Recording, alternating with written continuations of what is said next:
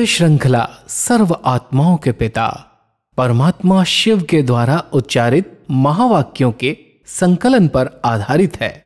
Om Shanti. Godlywood studio द्वारा प्रस्तुत अमूल्य रत्न में आप सभी का हार्दिक स्वागत है। परम पिता परमात्मा सुख शांति प्रेम के सागर हैं, परंतु प्यारे होने के साथ साथ वो सबसे न्यारे भी हैं और इसीलिए सभी आत्माएं परमात्मा के समीप रहना चाहती हैं। परमात्मा भी अपने सभी बच्चों को समीप देखना चाहते हैं, परंतु सभी समीप रहें ऐसा संभव नहीं है। समीप आत्माओं की निशानियां क्या है, आज हम ईश्वरीय महावाक्यों द्वारा जानेंगे और इन महावाक्यों के स्पष्टीकरण के लिए हमारे मध्य हैं प्रजापिता ब्रह्मा कुमारिस ईश्वरीय विश्वविद्यालय के वरिष्ठ राजयोगी शिक्षक आदरणीय राजू भाई साहब। भाई साहब, आपका आज के एपिसोड में बहुत बहुत स्वागत है। ओम शांति। भाई साहब, आज हम बात करेंगे 14 फरवरी 78 के महावाक्यों पर, जिसका टॉपिक है समीप आत्मा की निशानियां।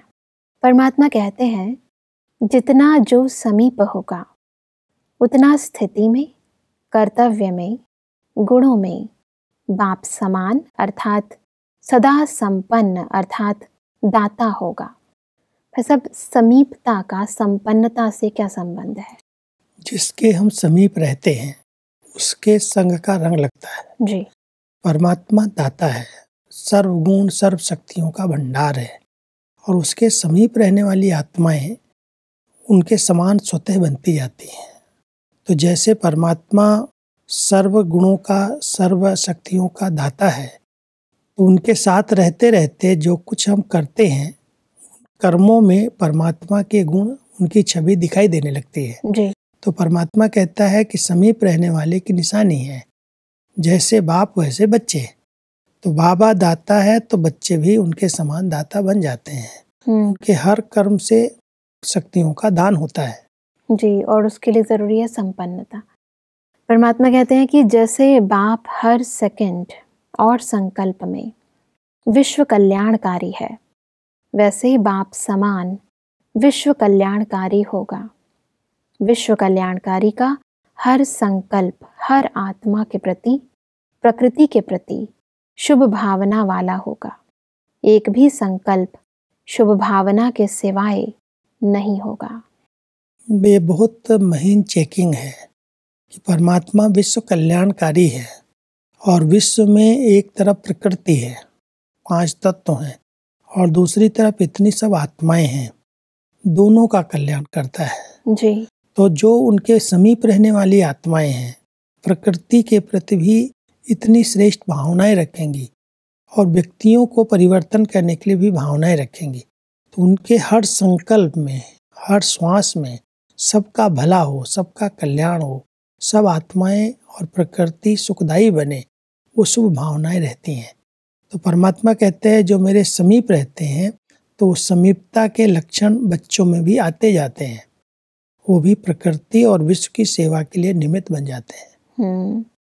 आगे बढ़ते हैं। परमात्मा कहते हैं कि जैसे बीज फल से भरपूर होता है, अर्थात सारे वृक्ष का सार बीज में भरा हुआ होता है, ऐसे संकल्प रूपी बीज में शुभ भावना, कल्याण की भावना, सर्व को बाप समान बनाने की भावना, निर्बल को बलवान बनाने की भावना, दुखी अशांत को स्वयं की प्राप्त हुई शक्तियों के आधार से सदा सुखी शांत बनाने की भावना, यह सर्व रस या सार हर संकल्प में भरा हुआ होगा। संकल्प एक ऐसा बीज है जी। जैसे बीज के अंदर बहुत बड़ा वृक्ष समाया रहता है, दिखाई नहीं देता जी। लेकिन जब उसको धरनी में डाला जाता है, उससे पौधा बनता है, तो उसी तरह वो वृद्धि को प्राप्त होता है।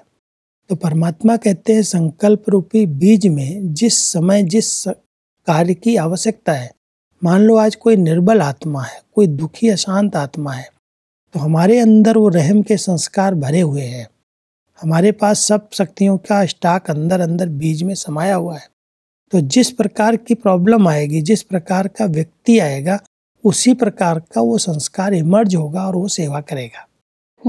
तो परमात्मा एक बहुत महीनता से बता रहे हैं कि जो संकल्प है, अगर वो बहुत अच्छे शुभ भावनाओं से भरे हुए हैं रहम की भावनाएं, कल्याण की भावनाएं हमारे संकल्पों में समाई हुई हैं, तो जिस प्रकार का समय है, जिस प्रकार के व्यक्ति सामने है, मान लो कोई बहुत तड़फता हुआ आ रहा है, कोई बहुत दुखी है, बहुत परेशान है, तो वो संकल्प उसकी वो सेवा कर सकते हैं, क्योंकि बीज में वो संस्कार भरा हुआ है। परमात्मा कहते हैं कि जैसे स्थूल सांस आत्माओं को अल्पकाल के लिए उल्लास में लाते हैं, न चाहते हुए भी सबके पांव नाचने लगते हैं ना, मन नाचने लगता है, वैसे विश्व कल्याणकारी का हर बोल रूहानी साज के समान उत्साह और उमंग दिलाता है। उदास आत्मा बाप से मिलन मनाने का अनुभव करती और खुशी में नाचने लग पड़ती। ये भी एक बहुत वंडरफुल बात है।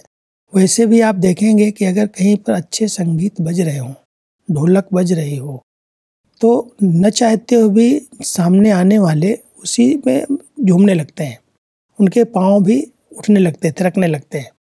तो परमात्मा कहता है जैसे स्थूल साज लोगों को उसके अनुभव कराने लगता है, उसके साथ साथ उसको डांस कराता है, ऐसे ही आप बच्चों के अंदर जो अंदर खुशी है, अंदर का उमंग उत्साह है, आपके द्वारा कोई बोल निकलेंगे तो दूसरों में उमंग उत्साह आ जाएगा जी। उनके अंदर भी वो खुशी के लहरें आने लगेंगी, उनकी उदासी, उनकी गमी दूर हो जाएगी। तो ये भी जैसे एक रूहानी अंदर का साज है, जो ज्ञान भरा हुआ है, जो अन्य आत्माओं के प्रति प्यार है, रहम की भावना है, उस भावना के आधार से जो हमारे बोल निकलेंगे, उस बोल के आधार से वो आत्मा जो निराश है, दुखी है, अशांत है, वो सुख में आ जाएगी, उमंग उत्साह में आ जाएगी, क्योंकि वो साज ऐसा है जिसको सुनने से उसके दुख दूर हो जाएंगे। जी, आगे बढ़ते हैं। परमात्मा विश्व कल्याणकारी के और लक्षण बताते हैं कि विश्व कल्याणकारी का कर्म योगी होने के कारण हर कर्म चरित्र के समान गायन योग्य होता है। हर कर्म की महिमा कीर्तन करने योग्य होगी। मतलब कर्म की महिमा कीर्तन माना जैसे कीर्तन करते हैं तो किसी न किसी की महिमा गाते हैं, गुणगान करते हैं जी।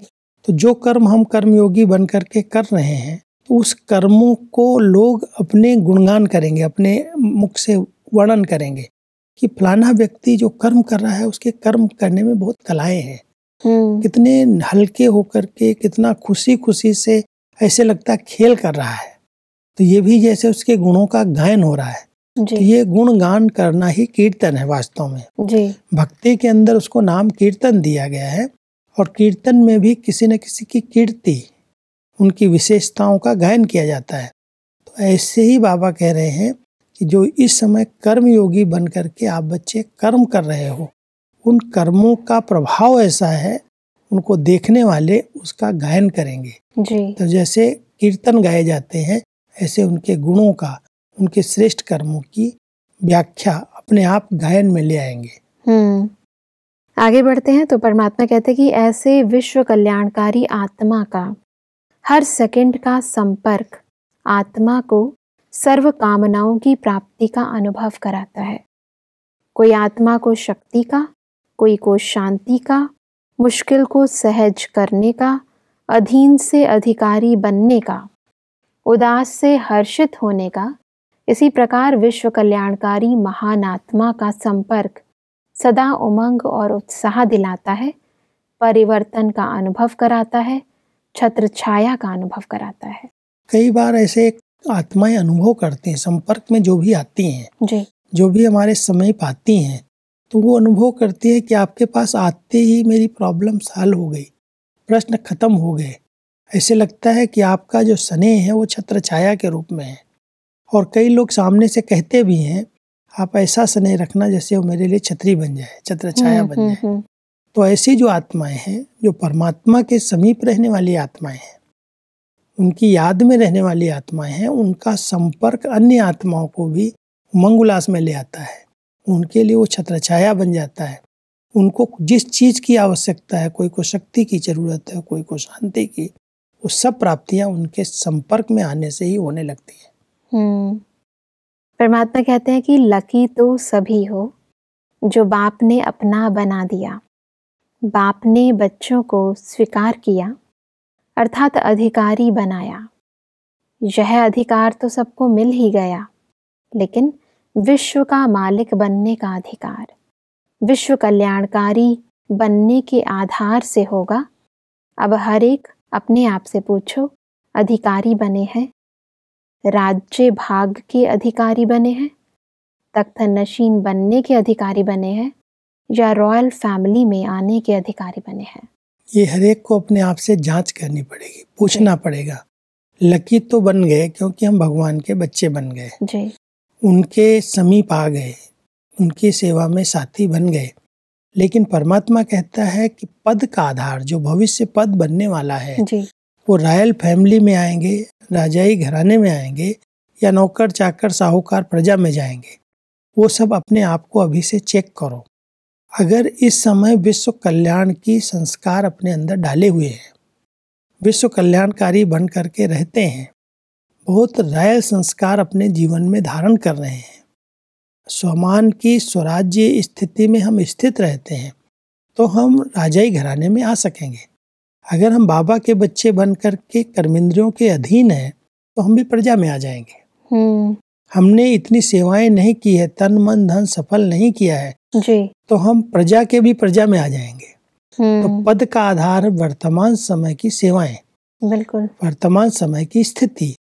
अगर वर्तमान समय हमारी स्थिति इतनी श्रेष्ठ है, ऊंचे से ऊंची है, और सदा ध्यान रहता है कि मैं विश्व कल्याण की सेवा के लिए हूँ, अपना तन मन धन समय हम सब कुछ विश्व कल्याण में सफल कर रहे हैं, तो उसका रिटर्न भविष्य जो होने वाला है, जिस प्रकार का वर्तमान है उसका दर्पण भविष्य है। बिल्कुल, अगर वर्तमान श्रेष्ठ है, वर्तमान अच्छी ऊंची स्थिति है, वर्तमान में हमारा सब कुछ सफल हो रहा है, तो भविष्य ऊंचा है ही। बिल्कुल, हम उसके आधार से चेक कर सकते हैं। बिल्कुल, पुरुषार्थ के आधार से ही प्रारब्ध बनती है। परमात्मा कहते हैं कि तीव्र पुरुषार्थी अर्थात सोचा और किया, सोचने और करने में अंतर नहीं।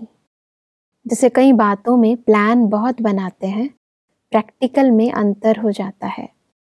तो तीव्र पुरुषार्थी जो होगा वह जो प्लान बनाएगा वही प्रैक्टिकल होगा। बहुत अच्छी निशानियां हैं पुरुषार्थ की। कई लोग कहते हैं हमने बहुत अच्छा पुरुषार्थ किया लेकिन फल नहीं मिला। परमात्मा कहता है कि अच्छे पुरुषार्थ की निशानी क्या है? जो सोच रहे हो, जो अंदर संकल्प चल रहे हैं, वो प्रैक्टिकल कर्म में दिखाई देना चाहिए जी। कई बार सोचते हम बहुत बड़ी बड़ी बातें हैं, लेकिन बोल और कर्म में कुछ अलग होता है। प्लान अलग बना रहे हैं, प्रैक्टिकल अलग दिखाई देता है। तो परमात्मा कहता है तीव्र पुरुषार्थी तो उसको कहा जाता है सोचा और किया, प्लान बनाया और प्रैक्टिकल हुआ।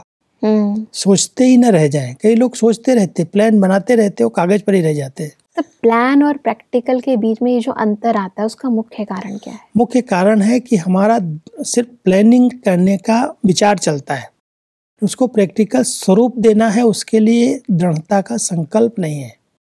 हमारे संकल्प में कुछ न कुछ कमजोरी है। प्लान तो बना दिया, लेकिन उसके लिए कई प्रकार की सैल्वेशंस को हम चाहते हैं पहले।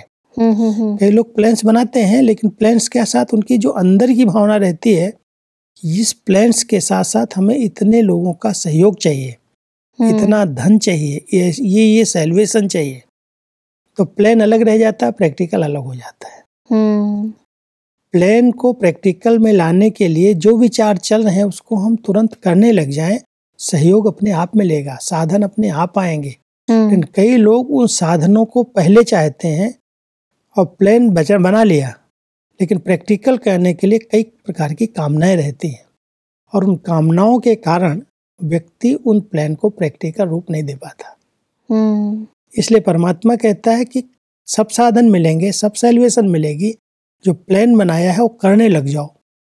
प्रैक्टिकल करोगे तो सब साधन मिल जाएंगे जी। लेकिन नहीं हो रहा है, उसका एक मूल कारण मैं समझता हूँ यही है कि उसके साथ साथ, प्लान्स के साथ साथ हमारे अंदर ये रहता है, इस प्रकार के साधन होंगे, इस प्रकार के साथी होंगे, इस प्रकार के स्पीकर होंगे, तब ये प्लान प्रैक्टिकल में आएगा। परमात्मा कहता है इसलिए प्लान और प्रैक्टिकल में अंतर हो जाता है। परमात्मा कहते हैं कि कोई भी बात आवे तो सोचो, परमात्मा हमारे साथ है, ऑलमाइटी अथॉरिटी हमारे साथ है। ऑलमाइटी के आगे कितनी भी बड़ी परिस्थिति चींटी के समान है। कैसी भी परिस्थिति हो, लेकिन जो बाप के बने हैं उनका बाप जिम्मेवार है। सब परमात्मा की ये जो जिम्मेवारी की हमें जो सल्वेशन मिली है, इसको थोड़ा और स्पष्ट करें। क्योंकि हम किसके कार्य के निमित्त बने हुए हैं, जिसने हमें जवाबदारियां दी हैं, जिसने हमें सेवाएं दी हैं, अगर उस सेवाओं के बीच में कोई विघ्न आ रहे हैं, कोई प्रॉब्लम्स आ रही हैं, तो जवाबदार कौन है? स्वयं भगवान ने हमें निमित्त बनाया है। तो हम उन विघ्नों से घबराने की बजाय, उसमें निराश होने की बजाय, हम सदा ध्यान रखें कि हमें ये बात, ये सेवा किसने दी है जी। अगर उसने दी है तो जवाबदार है, इस प्रॉब्लम को ख़त्म करा देगा। कई बार ऐसी सेवाएं हम करने के लिए निकलते हैं, परमात्मा की प्रेरणाएं मिली और हमने हाँ जी किया और करने लगे। अब उसमें बहुत सारी रुकावटें आ रही हैं, विघ्न आ रहे हैं, लोग उससे ईर्ष्या कर रहे हैं, कोई जलन कर रहे हैं, कोई कारण से विघ्न रूप बन रहे हैं, और हम डर जाएं कि क्या करें, ये प्रॉब्लम है, ये प्रॉब्लम, इसलिए हमें प्लान प्रैक्टिकल नहीं कर सकते। परमात्मा कहता है तुमको निमित्त किसने बनाया है? अगर निमित्त को ध्यान पर रखोगे और उसके कहने अनुसार आप करते रहोगे तो ये सब प्रॉब्लम हट जाएंगी। साथी साथ है, सर्वशक्तिवान साथ है, मैं मदद देने के लिए बंधा हुआ हूँ। बिल्कुल। क्योंकि हम परमात्मा के श्रीमत के अनुकूल अगर कोई काम कर रहे हैं तो जवाबदार कौन? बिल्कुल, जिसने हमें निमित्त बनाया है। प्रॉब्लम आएंगी, खत्म हो जाएंगी, लेकिन हम सोचें ये प्रॉब्लम आ रही है, अब क्या करूं, कैसे करूं, और ठहर जाए तो परमात्मा कहता मदद कैसे मिलेगी? बिल्कुल। आप करते रहो, प्रॉब्लम आएंगी, हल हो जाएंगी।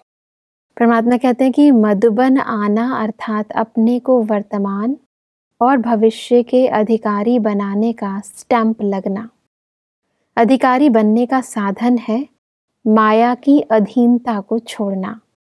तो अधिकारी होना, जैसे माया की जो अधीनता है वो हमारे अधिकारी बनने में कैसे विघ्न रूप बनती है, इसको थोड़ा स्पष्ट क्योंकि अधिकारी वही बन सकता है जो अपनी कर्मेंद्रियों का अधिकारी है। जी।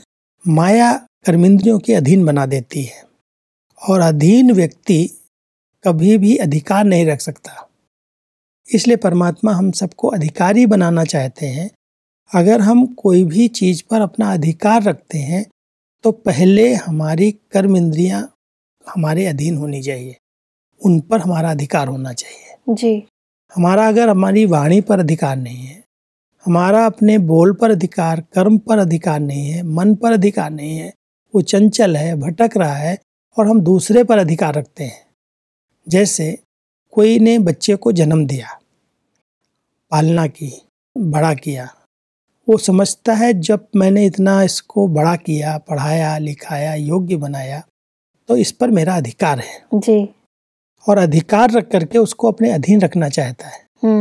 परमात्मा कह रहे हैं कि वो अधीन नहीं रहेगा, वो भी अपने आप में अधिकारी है। अगर उसको अधिकार में रखना है तो अपने पर अधिकार करना सीख जाओ। अगर आपका अपनी कर्मेंद्रियों पर अधिकार है तो आपका परिवार आपके कहने पर चलेगा। कई लोग उनको अधीन रखना चाहते हैं लेकिन खुद के अधिकार को खो देते हैं। जी। जो स्वयं की कर्मेंद्रियों पर, मन बुद्धि पर, अपनी वाणी पर अधिकार रहना चाहिए वो नहीं रखते और दूसरों को जो आया बोल देते, जब आया बोल देते, उनके लिए नेगेटिव सोच लेते। तो जब सोच लिया, बोल दिया, तो कैसे अधिकार में रहेगा? बिल्कुल सही बात है। परमात्मा कहते हैं कि हिम्मत नहीं हारना, कि कोई निकलता नहीं, निकलेंगे। कोई कोई धरनी फल थोड़ा देरी से देती है, कोई जल्दी से।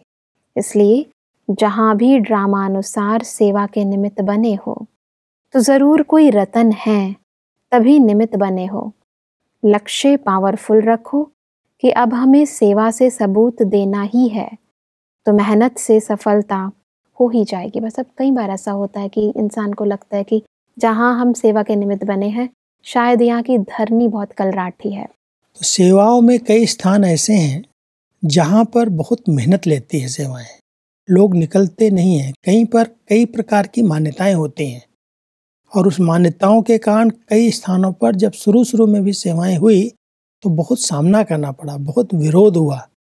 दरवाजे पर ही खड़े हो जाते थे कि यहाँ नहीं जाना, ये जादू लगा देंगे, भाई बहन बना देंगे। कई ऐसी गलत मान्यताएं खुद ले करके और दूसरों को भड़का देते थे। लेकिन बहनों ने हिम्मत नहीं हारी, बाबा की याद में रहे, योग का वातावरण बना के रखा और आज वही स्थान बड़े फलीभूत है, अच्छे अच्छे स्टूडेंट्स निकले हैं। लेकिन थोड़ी मेहनत लगती है, शुरू में परीक्षाएं आती हैं जी। तो परमात्मा कह रहे हैं बच्चे डरो मत, तुमको निमित्त किसने बनाया है, अगर किसी ने तुमको वहाँ बिठाया है तो उस धरनी में कुछ न कुछ है, वहाँ से कई आत्माओं का भला होना है जी। इसलिए आप हिम्मत रख करके सेवाएं करते चलो, थोड़ी मेहनत लगती है, फल अवश्य मिलेगा। बिल्कुल। परमात्मा कहते हैं कि संगम युगी के पास दुख अशांति का नाम नहीं, दुखी को देख तरस आएगा, दुख का अनुभव तो बहुत समय किया, अब संगम युग है ही अतीन्द्रिय सुख में रहने का समय, यह अनुभव सतयुग में भी नहीं होगा, जैसा समय वैसा लाभ लो। क्योंकि ये संगम युग है जी एक तरफ है दुख धाम जी, एक तरफ है सुख धाम। हम सब दुख धाम से किनारा करके संगम पर आ गए हैं जी। तो परमात्मा कहते हैं संगम युगी बच्चों को अभी दुख धाम की, दुख की लहर नहीं आनी चाहिए, क्योंकि आपको सुख धाम में जाना है। लेकिन उसके पहले संगम पर जो प्राप्ति हुई है वो है अतीन्द्रिय सुख जी जो स्वयं परमात्मा मिलन से प्राप्त होती है जी। जो योगी आत्माओं को प्राप्त हो सकती है। तो उस अतीन्द्रिय सुख का अनुभव करो, आपके जीवन में दुख की लहर ना आए जी। सुख धाम में तो सुख ही सुख है, वहां दुख है ही नहीं। लेकिन इस समय जबकि आपको दुख के अनुभव थे पिछले जन्म के, वो दुख के अनुभव में आप दुखी नहीं होना, उनको भूल जाओ जी। अपने अतीन्द्रिय सुख में संगम की मौजों में रहो, क्योंकि आपको फिर से सुख धाम में जाना है। बिल्कुल भाई साहब, आज हमने बहुत ही गहराई से समझा कि कैसे हम स्वयं की संपन्नता और समान स्थिति द्वारा परमात्मा के समीप रत्न बन सकते हैं। भाई साहब, स्पष्टीकरण के लिए आपका बहुत बहुत धन्यवाद। दर्शकों, आज के एपिसोड में हमने समझा कि जितना जो समीप होगा उतना वह स्थिति में, कर्म में व गुणों में परमात्मा के समान संपन्न होगा, अर्थात दाता होगा, विश्व कल्याणकारी होगा। परमात्मा ने कहा कि विश्व कल्याणकारी आत्मा वह है जिसका हर कर्म चरित्र के रूप में गायन और कीर्तन योग्य हो, जिसका संपर्क आत्माओं को सर्व कामनाओं की प्राप्ति का अनुभव कराता हो। परमात्मा ने कहा कि तीव्र पुरुषार्थी अर्थात जो सोचा वह किया, सोचने और करने में अंतर ना हो। दर्शकों, आज के एपिसोड से संबंधित यदि आपके मन में कोई भी प्रश्न है तो आप हमें ईमेल कर सकते हैं। हमारा ईमेल आईडी है amulyaratna@godlywoodstudio.org। अगले एपिसोड में इन्हीं महावाक्यों को हम और आगे बढ़ाएंगे। तब तक के लिए लेते हैं इजाजत। ओम शांति। मुख्य सार, समीप आत्मा की निशानियां, स्थिति, कर्तव्य और गुणों में बाप समान संपन्न अर्थात दाता, संकल्प रूपी बीज में सर्व को बाप समान बनाने की व कल्याण की भावना होगी। विश्व कल्याणकारी के बोल, कर्म और संपर्क।